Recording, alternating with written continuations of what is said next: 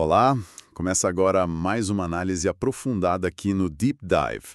Hoje o foco é um ponto que, olha, gera muitas dúvidas e exige atenção redobrada de gestores públicos, né? E de quem trabalha com contratações. Com certeza. Vamos falar do critério de julgamento de técnica e preço na nova Lei de Licitações, a Lei 14.133. Isso mesmo, um tema super relevante. Temos em mãos um material bem rico sobre o tema, incluindo orientações do Tribunal de Contas da União, artigos de especialistas, um bom material para a gente analisar. Sim, fontes importantes para entender a aplicação prática. E a nossa missão aqui é tentar desvendar juntos quando esse critério é a escolha mais estratégica, como é que ele opera na prática, sabe? E principalmente quais são os cuidados, né, para não cair em ciladas comuns. Correto. É um critério assim com grande potencial, especialmente para contratações mais complexas, só que ele demanda um planejamento muito mais detalhado do que outros, né? Imagino. É diferente do menor preço. Aqui a qualidade técnica entra de forma decisiva na equação. Ela é ponderada junto com o custo. Então vamos explorar como a lei estrutura isso e o que a prática e também a jurisprudência nos ensinam. Perfeito. Então vamos começar a organizar essas ideias. Como é que a nova lei equilibra esses dois fatores, qualidade técnica e custo, nesse critério específico? Então, o critério de técnica e preço, ele está lá no artigo 33, inciso 4º da Lei 14.133. O objetivo dele é bem claro: selecionar a proposta que representa a melhor combinação entre a avaliação da qualidade técnica e o preço que o licitante ofereceu. Uma combinação, então. Um equilíbrio. Exatamente, um equilíbrio. A ideia central é buscar a proposta mais vantajosa, mas sob uma ótica de custo-benefício real, sabe? Onde nem a oferta mais barata isoladamente, nem a tecnicamente mais sofisticada sozinha são necessariamente as vencedoras. É essa combinação que importa. Entendi. E como ele se diferencia dos outros critérios? Menor preço, por exemplo? Boa pergunta. Ele se distingue claramente dos critérios de menor preço ou maior desconto que estão lá no artigo 34. Esses focam mais no menor dispêndio financeiro para a administração. O foco é o bolso, basicamente. Isso. Embora seja interessante notar, né, que mesmo no critério de menor preço, a nova lei permite considerar o custo do ciclo de vida do objeto. Isso está no parágrafo 1º do artigo 34, quando for possível medir esse custo. É um avanço também. Sim, para não comprar algo barato que depois custa caro para manter, né? Exatamente. E o técnica e preço também é diferente do critério de melhor técnica ou conteúdo artístico. Esse está no artigo 35. Nesse último, o preço não entra na fórmula de pontuação final. A qualidade técnica ou artística é o único fator para escolher o vencedor. Ah, nesse caso o preço é fixo ou é um prêmio? E isso geralmente é um prêmio ou uma remuneração já definida no edital. O foco é total na qualidade técnica ou artística. Então o técnica e preço fica nesse meio termo, buscando o melhor dos dois mundos, de certa forma. Certo. Então ele funciona como uma ferramenta mais calibrada, talvez, para situações onde só comparar preço não pega o valor completo daquilo que se quer contratar. A qualidade pesa de verdade. Precisamente. O artigo 36, lá no parágrafo 1º, deixa isso bem claro. O critério de técnica e preço deve ser usado quando a avaliação e a ponderação da qualidade técnica das propostas, e aqui falamos daquelas propostas que já passaram pelos requisitos mínimos do edital, né? Sim, as que já estão qualificadas minimamente. Exato, quando essa avaliação da qualidade técnica for relevante para os fins que a administração deseja. Não é para qualquer coisa, é para quando a diferença na qualidade técnica tem um impacto assim significativo no resultado final que se busca. E a lei dá exemplos de quando isso é relevante. Dá sim. A própria lei, nesse mesmo parágrafo 1º do artigo 36, orienta sobre cenários onde esse critério é particularmente adequado e até preferencial em alguns casos. Ah, interessante. Quais seriam esses casos? Bom, primeiro ela menciona os serviços técnicos especializados de natureza predominantemente intelectual. Tipo projetos, fiscalização? Exatamente. Elaboração de estudos técnicos, planejamentos, projetos básicos ou executivos, fiscalização, supervisão, gerenciamento de obras ou serviços. Nesses casos, a lei diz que o uso de técnica e preço é preferencial. Faz sentido. A qualidade do projeto é fundamental. Sem dúvida. Segundo, a lei fala de serviços que envolvam alta dependência de tecnologia sofisticada e de conhecimento restrito no mercado. Tecnologia de ponta que pouca gente domina. Isso. Terceiro, na contratação de bens e serviços especiais de tecnologia da informação e comunicação, as TICs. Outra área complexa. Sim. Quarto, para obras e serviços especiais de engenharia. E quinto, para objetos que admitem soluções alternativas e variações de execução. Como assim? Objetos onde o licitante pode propor diferentes formas de fazer, sabe? E essas formas têm impactos diferentes e mensuráveis na qualidade, na produtividade, no rendimento, na durabilidade, desde que essas opções possam ser escolhidas pelos licitantes e avaliadas com critérios objetivos definidos no edital, claro. Entendi. Dá uma margem para inovação na execução, talvez. Pode ser uma forma. E tem mais um ponto importante. Existe uma situação de uso obrigatório do critério de melhor técnica ou técnica e preço. Obrigatório? Mesmo. Sim. O artigo 37, no parágrafo 2º, determina que a administração deve usar um desses dois critérios para contratar certos serviços técnicos especializados, de natureza intelectual. São aqueles listados nas alíneas A, D e H do inciso 18 do artigo 6º. Basicamente, projetos, fiscalização e controles tecnológicos de obras e serviços. E qual a condição para ser obrigatório? A obrigatoriedade vale quando o valor estimado da contratação ultrapassa um certo limite. Esse valor é atualizado periodicamente, tá? Pelo decreto 11.871 de 2023, esse valor estava em torno de R$360 mil. Mas é crucial sempre checar o valor atualizado na época da licitação. Ok, então acima desse valor, para esses serviços específicos, não dá para usar só menor preço. Não dá. Tem que ser melhor técnica ou técnica e preço. E tem um detalhe. Se a escolha for por técnica e preço nesses fasos obrigatórios, a lei ainda impõe que o peso da avaliação técnica seja de, no mínimo, 70%. Uau, 70% para técnica? Bem alto. Sim, para garantir que a qualidade realmente pese muito na decisão nesses serviços mais críticos. Faz sentido essa obrigatoriedade para serviços intelectuais de maior valor, né? Onde um erro técnico pode custar muito caro depois. Mas isso não acaba, sei lá, limitando um pouco a escolha do gestor, mesmo que a intenção seja boa, claro? É um ponto válido para a discussão. A intenção da lei é claramente proteger o interesse público em contratações que são mais sensíveis, né? Garantir um foco maior na qualidade técnica, mas sim, impõe um rigor adicional ao planejamento e à justificativa, não dá para fugir disso. E em quais modalidades de licitação a gente vê o técnica e preço sendo usado? Olha, ele é aplicado principalmente na modalidade concorrência. Isso está lá na própria definição da concorrência, no artigo 6º, inciso 38. Ok, concorrência. E além da concorrência, a lei também permite usar o técnica e preço na fase competitiva do diálogo competitivo.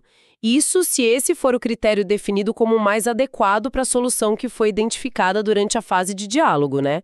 A INSEGES MGI 2 de 2023 regulamenta isso. E no pregão? Não pode. Não. É importante frisar isso. O pregão, que é aquela modalidade voltada para bens e serviços comuns, onde o fator preço costuma ser o mais importante, ele não utiliza o critério de técnica e preço. A lógica do pregão é outra. Entendido. Então escolhemos técnica e preço, justificamos a relevância da qualidade técnica para aquele objeto específico. Como é que a seleção acontece na prática? Como o julgamento é feito passo a passo? Certo. O procedimento de julgamento está detalhado lá no artigo 36, parágrafo 2º. Ele segue etapas bem definidas, o que é bom para dar segurança. Primeiro, vem a avaliação das propostas técnicas que os licitantes apresentaram. Só a parte técnica por enquanto. Exatamente. Nessa fase, o foco é só na qualidade, seguindo os critérios que foram estabelecidos no edital. E é muito comum e bem recomendável que o edital estabeleça uma pontuação técnica mínima, uma nota de corte. Para filtrar quem não tem o mínimo de qualidade exigido. Isso, somente os licitantes que atingirem essa nota de corte é que são classificados tecnicamente. Eles avançam para a próxima etapa. Os outros são desclassificados nesse momento. E a etapa seguinte? Aí, e só para esses que foram classificados tecnicamente, a administração vai avaliar as propostas de preço. Ah, só depois de ver a técnica. Sim. E a pontuação final de cada um vai ser o resultado de uma média ponderada. Uma média que combina a nota técnica que ele tirou e a nota de preço que ele vai obter. A tal ponderação que falamos antes. Exato. E aqui entra aquele limite importante que a lei impõe. O peso que se atribui à proposta técnica não pode ultrapassar 70% da pontuação total. O limite máximo de 70% para a técnica. Isso. Essa regra serve para garantir que o fator preço continue tendo uma relevância significativa na decisão final. Sabe, para evitar que a disputa vire só técnica e acabe resultando em custos muito, muito altos para a administração. Tem que ter esse equilíbrio. E como é a disputa em si? Tem lances, tipo no pregão, que o pessoal vai baixando o preço na hora? Não, a dinâmica é bem diferente. O modo de disputa para o critério de técnica e preço é obrigatoriamente o fechado. Fechado. O que significa isso? Significa que tanto a proposta técnica quanto a proposta de preço são entregues pelos licitantes, seja em envelopes lacrados ou por meio eletrônico seguro, e elas ficam em sigilo. Ninguém vê a proposta do outro até a data e hora marcadas para abertura e divulgação. Isso está definido no artigo 56, parágrafo 2º. Ah, então não tem aquela fase de ficar dando lances um cobrindo o outro. Não tem. Nada de lances verbais ou eletrônicos sucessivos que são a cara do pregão.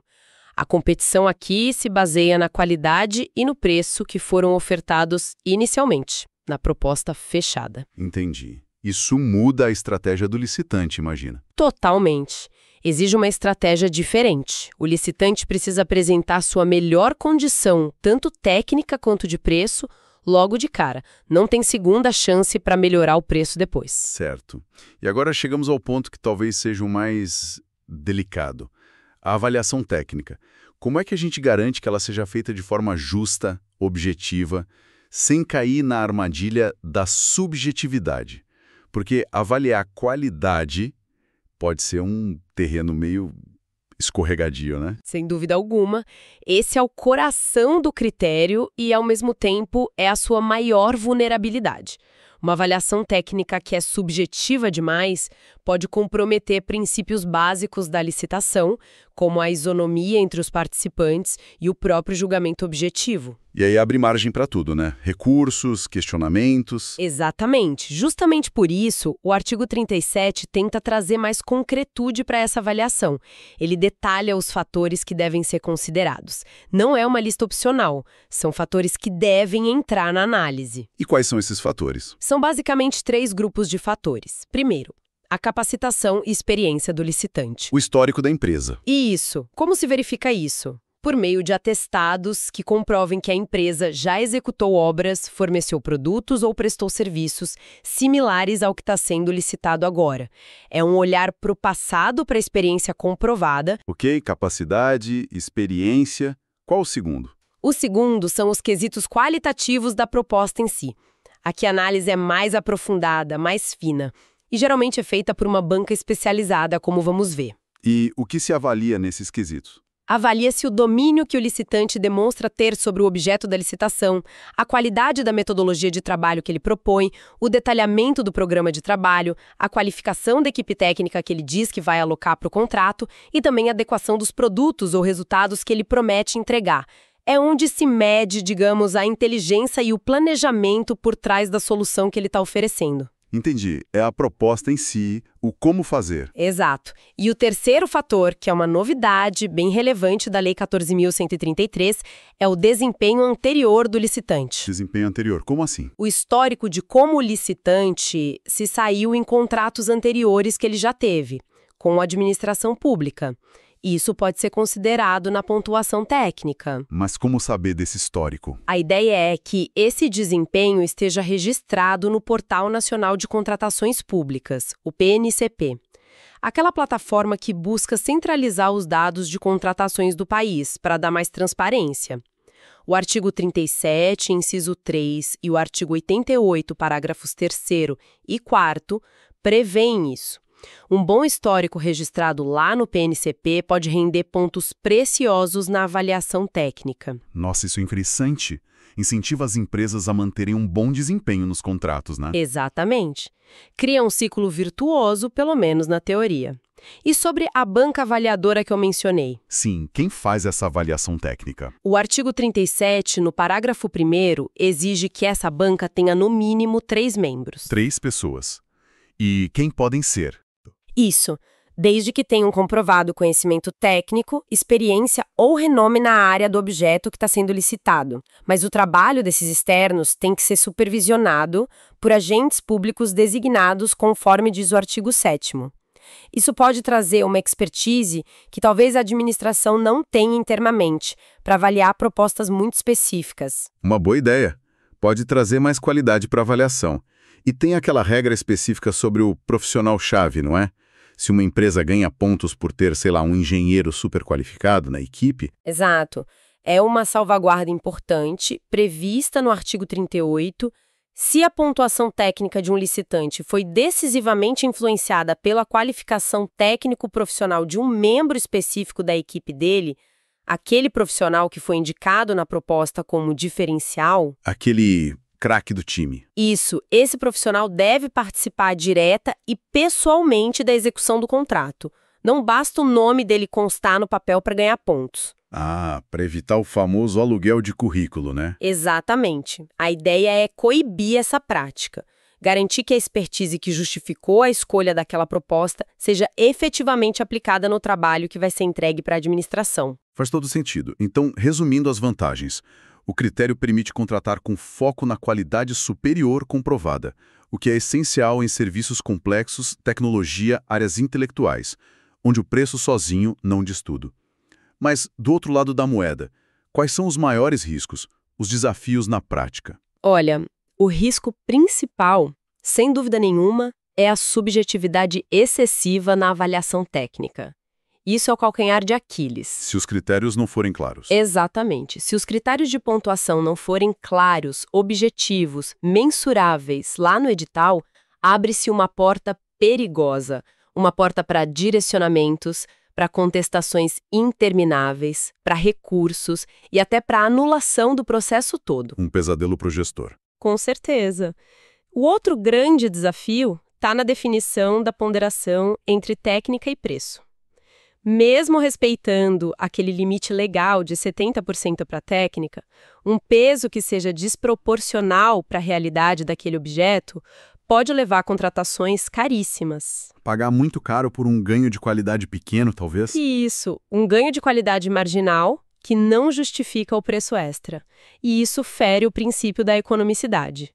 O Tribunal de Contas da União, o TCU, tem uma jurisprudência vasta, cheia de acórdãos, alertando sobre essa necessidade crítica de justificar muito bem tanto os critérios técnicos escolhidos, quanto a fórmula de ponderação que foi definida. O TCU pega pesado nisso, então? Pega, porque é um ponto muito sensível e com potencial para gerar prejuízo ou direcionamento. E como os gestores podem, então, navegar por essas águas mais turbulentas? Quais seriam as recomendações práticas, talvez baseadas nessas fontes do TCU e na própria lei, para mitigar esses riscos todos? O norte, o guia principal, deve ser sempre o princípio do julgamento objetivo.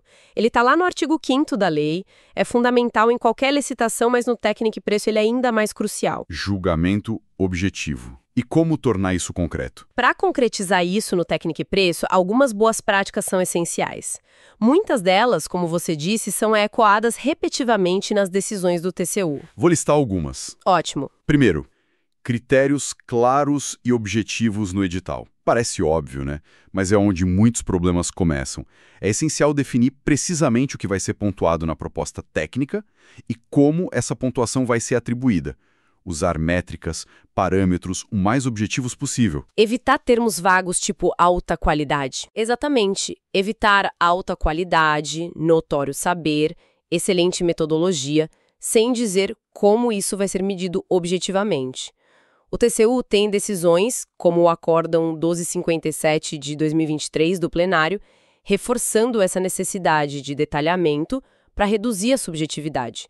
Um outro, mais antigo, o 769 de 2013, já apontava que a falta de critérios claros de como a nota vai variar, a gradação da pontuação, fere a isonomia entre os licitantes. Certo. Clareza nos critérios. Próximo ponto. Segundo, motivação explícita e fundamentada. O processo administrativo, os autos do processo, têm que conter uma justificativa formal, robusta, bem escrita. Não só para a escolha do critério técnico e preço em si, mas principalmente para a ponderação definida entre os fatores técnico e de preço. Explicar o porquê do peso, né?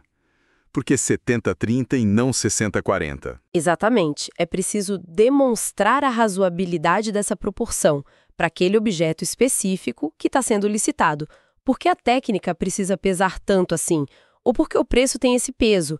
Acórdãos do TCU, como o 58 de 2018 e o 479 de 2015, ambos do plenário, são exemplos que cobram essa fundamentação detalhada.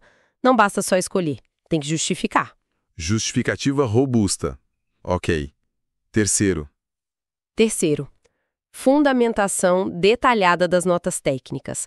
A banca avaliadora, aquela que dá as notas, não pode só jogar os números lá.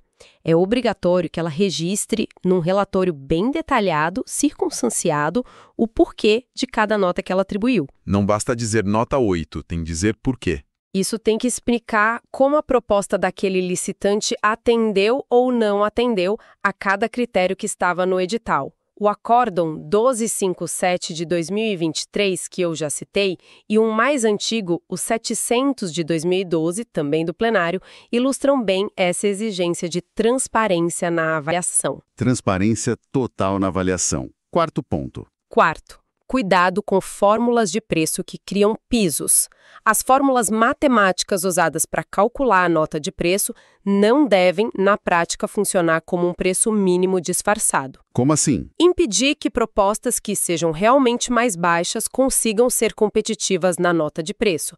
Às vezes, a fórmula é feita de um jeito que, mesmo com preço baixo, a nota não sobe muito, estabelecendo um piso não declarado. O TCU já alertou sobre isso, por exemplo, no Acórdão 2108 de 2020 do plenário, que criticou mecanismos que limitavam artificialmente a nota máxima de preço.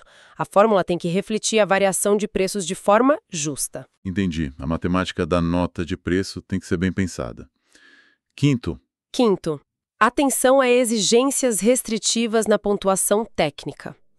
Tem que ter muito cuidado com critérios que pontuam coisas como a existência de vínculo trabalhista prévio dos profissionais com a empresa. se o profissional já é CLT da empresa há tempos, Isso. Ou a presença de certos especialistas no quadro permanente da empresa. Essas coisas precisam ser muito bem justificadas. O TCU já analisou isso como no Acórdão 364 de 2020 e no 5233 de 2017. Por quê? Porque podem restringir indevidamente a competição, favorecendo empresas maiores, já estabelecidas e dificultando a entrada de novas ou menores. aconteceu uma barreira. Pode. O mesmo vale para a exigência de certificações muito específicas, como o TCU apontou no Acórdão 1910 de 2007, ou pontuar por tempo de existência da empresa, como no Acórdão 6.164 de 2011. A necessidade e a pertinência dessas exigências ou pontuações têm que ser muito bem comprovadas no processo. Elas não podem ser arbitrárias. E justificar muito bem qualquer coisa que possa restringir. Sexto ponto. Sexto, análise prévia e simulação. Antes de publicar o edital, é altamente recomendável fazer uma análise do impacto potencial, dos pesos e dos critérios que foram definidos. Talvez até rodar algumas simulações. Simular como seriam os resultados com diferentes tipos de propostas. Exato. Ver o que aconteceria se viesse uma proposta tecnicamente excelente, mais cara, ou uma mais barata, mas tecnicamente mediana. Isso ajuda a calibrar as regras para evitar resultados indesejados, como contratar algo muito caro, sem necessidade e antieconômico, ou pior, favorecer algum licitante específico. O Acórdão 607, de 2017, do plenário, orienta nesse sentido de análise prévia. Uma espécie de teste de estresse do edital, antes dele ir para a rua. Boa definição. E sétimo, para fechar essa lista, proporcionalidade e razoabilidade. Os critérios técnicos e as pontuações deles devem ser proporcionais à complexidade e à natureza do objeto. Sem exageros. Sem exageros. Devem valorar a técnica no nível que é realmente necessário para assegurar a qualidade que se deseja, mas sem criar barreiras desnecessárias ou inibir propostas que sejam economicamente vantajosas. O Acórdão 479 de 2015 fala disso. Não se deve, por exemplo, dar ponto por algo que já é um requisito mínimo obrigatório para participar. Isso o Acórdão 503 de 2008 já dizia. E a forma como as notas aumentam a gradação deve refletir ganhos reais de qualidade e não saltos desproporcionais, como aponta o Acórdão 1134 de 2015. Ufa! Realmente são muitos pontos de atenção que exigem um trabalho, minucioso na fase de planejamento da licitação. Fica bem evidente que optar por técnica e preço demanda um esforço de preparação muito maior, muito mais cuidadoso do que simplesmente lançar um edital por menor preço, né? Sem comparação. O nível de detalhamento necessário é outro. E essa questão que você mencionou das certificações específicas como critério de pontuação, por exemplo, é delicada mesmo. Muitas vezes, a inovação, a solução diferente pode vir justamente de empresas mais novas, que ainda não têm aquele selo X ou Y, um super tradicional, mas que desenvolveram uma abordagem nova. Exato. Esse é um dos grandes dilemas. Como o gestor equilibra essa busca legítima por segurança, por qualidade comprovada através de certificados ou atestados, com a necessidade de não fechar as portas para novas abordagens, para novos competidores que podem sim trazer muito valor. A justificativa para cada critério de pontuação técnica, para cada exigência, se torna assim ainda mais crucial. Tem que ser muito bem pensada e fundamentada. Bem, então, pensando em tudo isso, qual seria a mensagem final que fica para o gestor que está nos ouvindo, que está lidando com a nova lei? O critério técnica e preço parece ser, sim, uma ferramenta poderosa na caixa de ferramentas da Lei 14.133, né? Sobretudo para aquelas contratações mais complexas, tecnológicas, intelectuais, onde a qualidade é de fato um fator crítico para o sucesso. Mas, claramente, não é uma escolha trivial, não é só marcar um X no edital. Sem dúvida alguma. É uma ferramenta estratégica, poderosa, mas que exige um uso muito criterioso e, acima de tudo, exige um planejamento muito bem feito. Um planejamento que tem que começar lá atrás, já no estudo técnico preliminar, o ETP. Desde o comecinho. Desde o começo. Demanda a definição de critérios técnicos que sejam o mais objetivos e mensuráveis possível para fugir daquela subjetividade perigosa, evitar ambiguidades e, fundamentalmente, como a gente repetiu várias vezes, requer uma justificativa clara, lógica, registrada no processo, para cada decisão relevante que for tomada. Justificar tudo. Justificar. Por que usar técnica e preço aqui? Por que essa ponderação específica entre técnica e preço, esses percentuais? Por que esses critérios de pontuação técnica foram escolhidos e não outros? A transparência e a motivação sólida por trás dessas escolhas são essenciais para quê? Para se defender de questionamentos, para garantir a isonomia entre os licitantes e, no fim das contas, para fazer uma contratação que realmente atenda à necessidade pública, com a qualidade que se espera e com custo adequado. Para não barrar ninguém indevidamente, emerge uma questão que vai um pouco além da aplicação imediata da lei, não acha? Uma reflexão talvez mais ampla. Com certeza. Levanta uma reflexão muito importante sobre o futuro das contratações públicas no Brasil, especialmente num contexto em que a gente fala tanto em buscar mais eficiência, em trazer inovação para o setor público. Exato. A pergunta que fica no ar é: como é que a gente pode conciliar essa necessidade vital de ter critérios técnicos objetivos, rigorosos exigidos pelo critério técnico e preço, exigidos pela própria jurisprudência dos órgãos de controle, sem ao mesmo tempo criar barreiras que acabem dificultando ou até impedindo a participação de novas soluções ou de empresas que são genuinamente inovadoras. Como equilibrar os pratos dessa balança? Exatamente. Como encontrar o ponto de equilíbrio para garantir a segurança, a objetividade, que são indispensáveis, sem engessar a capacidade da administração pública de acessar o que há de novo, o que há de potencialmente mais eficiente no mercado. Mesmo que isso venha de atores, de empresas que talvez ainda não tenham construído aquele longo portfólio de atestados, aquele histórico extenso, mas que podem ter uma solução fantástica para oferecer. Uma excelente provocação para a gente continuar pensando. Como equilibrar o rigor que é indispensável com a abertura que é necessária para a inovação florescer também nas contratações públicas. Fica aí a reflexão para todos nós. Fica a reflexão. Esperamos que esta análise detalhada, essa nossa conversa, contribua para uma melhor compreensão e principalmente para uma melhor aplicação do critério de técnica e preço da nova lei de licitações. Muito obrigado pela conversa. Eu que agradeço. Até a próxima. Até a próxima.